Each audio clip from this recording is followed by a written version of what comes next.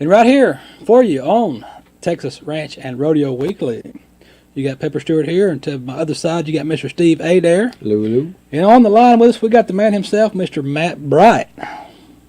Hello, Matt. Hey, how's it going? We're doing great. Doing good. How's it feel to be a PRS superstar? Well, I don't know that I'd go that far, but you got to say it like that too. You got to say superstar. It's always good for people to tell you that that's what you are. That's good to hear, at least. That's the way it works. I like. Hey, why not? You worked hard for it, right? Soak it up. Yes, sir. I mean, we definitely. I know a lot of guys can say this, but I feel like I'm one of the guys that I do work at it a lot. So it's appreciative to hear something like that. That's the way it works. That's the way it works. Now you are a Texas boy. Mm-hmm. Not born and raised Texan, but you're here now. I guess my wife and I, we always like to claim that we're those people, those cliche people that wasn't born in Texas, but I got there as fast as I could. Yeah, transparent. We like it. That's how that works. You always got to throw that in there. Right, absolutely. So being a transplant, where'd you transplant from? I grew up in Tennessee. That's all right. Good state. That's almost like North Texas, so I think it'll work. Kind of, sort of. Kind of. Yeah, I think it's maybe a little more hills and trees, but it's pretty similar landscape. Lots of hills and trees going through Tennessee. In other words, we're boring. Yeah. So did you start out in the bareback riding? Did you start out bull riding or calf roping, or what was your rodeo career start out like? Well, I grew up. My dad, he was a rodeo contestant from the time he was 16 years old, and but being that we lived in Tennessee, he didn't really get to travel as much. He had a regular job and stuff, so he mostly stuck to amateur and kind of regional associations, and so I grew up.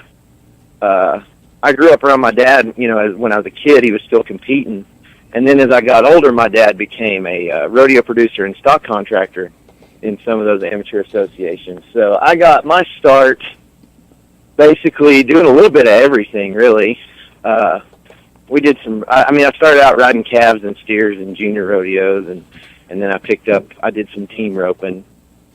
And I didn't start riding bareback horses actually till I was a senior in high school. I was going to high school rodeos, and I saw that there was not nearly as many contestants in the bareback riding as there were in some of the other events. And I was like, man, that's a chance. If I'm halfway decent at it, I could get some all around points. So I started entering the bareback riding, which my dad was tickled with because he rode barebacks and bulls for a long time, and just kind of continued on with the bareback riding from there. And then it came to a point later, a few years later in my career, where I was realized that I was competing in the bareback riding and using that to pay for my bull riding. And I was like, you know what? If I stop riding bulls, maybe I'll actually make some money doing this. That's kind of how I arrived at that decision. Yeah. Because starting out, like I said, I rode calves and steers starting out, so there was a period where I was like, I'm a bull rider, like hardcore. At heart, I was a bull rider, and when I finally let go of that notion, it was like, maybe I'm a bareback rider. and that was my dad. My dad, he would always give me the example. Like he always thought, Clint Corey was one of the guys that my dad always really tried to emulate in his riding. So he used Clint Corey as the example. He's like, Matt, Clint Corey might really love to ride bulls too, but he's a world champion bareback rider. Yeah. Oh, wow. That's pretty good stuff. Maybe right you there. should see how that pans out. Isn't So it yeah, funny how parents always come up with up. something like that? Yeah, it turns out, you figure it out. I mean, I'm 31 years old now, and I finally figured out my parents were right about a lot of stuff. I just wish I'd have listened to them a little more. And now that I've got a son, I'm like, he's not going to listen to me either, and I feel like I know some stuff. Ooh, I'll tell you, man, I got a 17-year-old. I'm right there on that one. How old is this little one you got? He is actually, today's the 20th, huh? Yeah. Then actually he is 5 months old today. Awesome. Congratulations on that. That's awesome. Thank you. So he's not getting on anything yet, but he's working on it. No. Well, me and my wife, we've competed in different sports. So my wife was she went to college on a shooting scholarship on the rifle team. You better So behave. obviously my in-laws and everybody, they're really wanting him, hoping that he gets involved in shooting sports. And then my parents and that side of the family all wants him to rodeo. So it's going to be interesting to see what he ends up with. Yeah, you can't make that happen. You got to you're doing it right. You got a long road ahead of you to worry about it, but you sure got a blessing sitting there with you. That's for sure. Oh, absolutely.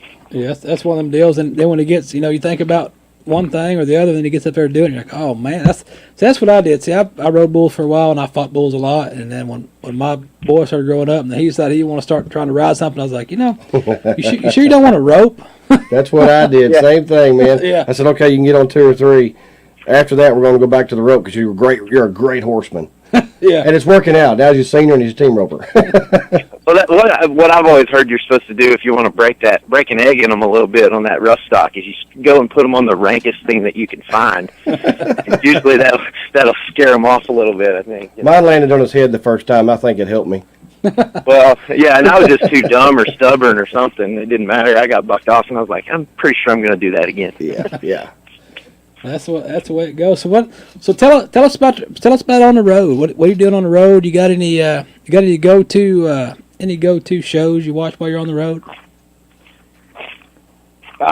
There's so much. Like I'm such a TV addict as far as like I have the Netflix deal on my computer and on my phone and stuff like that. So when we're traveling and passing the time on airplanes and things like that, I'll tell you, I'm a big a comic book guy. Like I grew up reading comic books, and I'm still into all the superhero stuff. So there's a couple of those superhero TV shows that are on TV, like Green Arrow and Daredevil, and that's kind of a special thing to me, just because I was always such a comic book nerd when I was a kid. So I like that stuff now.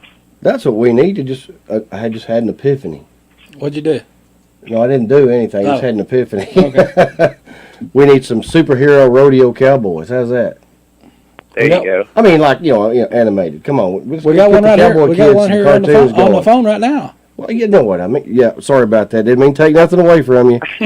You know what I'm saying. I'm pretty sure I might have to hit the gym a little We could harder. have, if I'm the gonna Green be a Lantern superhero. Cowboy or something. You can't hit the gym that hard now. You gotta go there and ride horses. You don't want to be the best at exercising. Yeah, there you go. I play real sports. Yeah. I've been on a bareback horse one time. I rode them hardheads bulls when I was younger too, and that's the worst beating I ever took in my life. I tell you what. So speaking of, but it was great, but I just wasn't any good at it. So Speaking my of- hats off to you. Speaking of the real sports, are you a big fan of the Eastbound and Down? Oh yeah, I've got.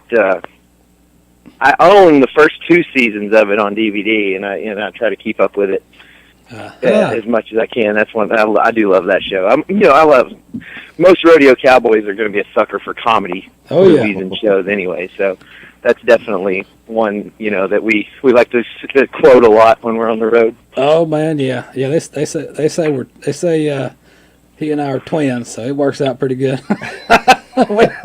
we get a lot of that, but yeah, that I think I've got every season on DVD. I don't know how many times I've watched them, but that's got to be a great show for those who hadn't delved into it. But it's one of them shows that once you start watching it, you can't turn it off. Yeah, and I mean, we a little bit raunchy, I guess, is also a typical thing of rodeo cowboys. Probably we like our TV to be a little bit irreverent. Oh yeah. Oh yeah, it always works. I like the those shoe. They got a bunch of YouTube shoe videos they did with him. It's pretty good too. If you run across any of those online, that's gonna be great. Oh yeah, I'll have to check that out for sure. Yeah. Google some Kenny Powers K-Swiss, see what happens. That's good stuff, man. At least you got a good taste in TV shows. Well, I appreciate it. I like to think that I have a wide variety of interests. Like I said, I'm kind of nerdy, and I like sci-fi kind of stuff and comic book stuff. But I also like just every now and then a guy wants to just watch some dumb comedy stuff, and veg out a little bit too. Oh yeah. Well, see, they had me coaching my boys. They had me coaching my boys' basketball team last year, and that's what they asked me. They said, no, In his cowboy hat. They said, yeah, I did too. They said, They said, you gonna throw down some Kenny Powers, PE teacher? Yeah, that's not a coaching style I think a guy needs to emulate. I said, oh yeah, get ready for it. So it was an interesting season for those young fellas. But what do you got over there, Steve? You got some? I want to ask you. First of all, I know you're into movies. Do you like Lonesome Dove? Did you like Lonesome Dove? Oh yeah, I mean, if you don't like, how do you know, right? I don't have any business dealing with somebody that don't like Lonesome Dove. There you go. Do you remember the little girl Janie? Yes. In the woods. All right, I'm going to ask you a question. Have you ever ate a frog? And I'm asking you, have you ever ate a frog? Have I ever ate a frog? Yeah. Well, have you ever ate a frog? I have personally. I don't know the conversation that went down in the movies word for word. I just want to know if you ate a frog. As far as personally speaking, I'm a hillbilly from East Tennessee. There's a lot that I've eaten that most people haven't. I'm sure. Possum. I guarantee I probably had. I know I've had snake and rabbit. I'm not sure that I've ever had possum, but I wouldn't put it past somebody in my family having put it in something they made. I don't think I could do it. But no, I just had to aggravate you a little bit. I just want to know if you ate a frog. I mean, and it ain't because of Tennessee. It was just one of them things, I had to ask. We always ask Goofy something here. Yeah, that's why we all. You got something Goofy you want to ask? We always talk. That's like we tell folks. You haven't been on before, but that's what we tell folks. We get down to the information. We don't care about stats. You can Google that stuff. We want to know about the people. We want to know what's going on, what they're about, what they're doing, what they're like. Because if you want to know who won the world or who won whatever, you can Google that stuff. Absolutely, yeah. No, I love it. You can go Google it. You can't find out that Matt Bright's a fan of Kenny Powers if you go Google it. You know what I mean? You gotta go shoot Stevie in the leg or something. Lord have mercy. There you go. Man, oh man. Well, I'm glad that you guys appreciate a little bit of the goofier side of rodeo as well. Oh, you got to, 'cause man, going up down the road, you get beat down with these yahoos on radio shows and TV shows, and they ask you the same dumb questions over and over 100 times. Man, you get tired of that after a while. But yeah, I mean, and the thing is, you've got some fans that appreciate a little bit. You're hardcore, you're diehard fans of the sport of rodeo and rough stock and stuff like that. They're already going to know a lot of that stuff. Yeah, they know that stuff, but what they don't know is if you you've ever ate a frog. Yeah, that's right. There you go. So and now somebody somewhere definitely knows that I ate a frog. Yeah. And we still don't know if you've ever ate a frog, but we're going to go with it anyway. And you may or may not have eaten a possum. We don't know. Would admit it.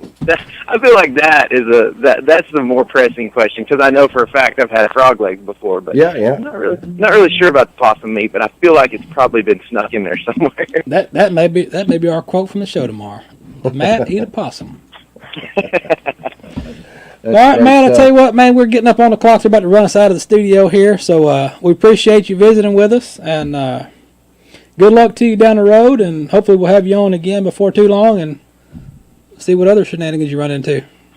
Awesome. I sure appreciate you guys having me on here. It was great talking with you. Hey, great to talk All right, to thank you. you. Man. Have a great one. All right, thank you. You too. And that right there, folks, Mr. Matt Bright with the PRS. Cool dude. Pro Rough Stock Series. Check them out. Yeah, he's pretty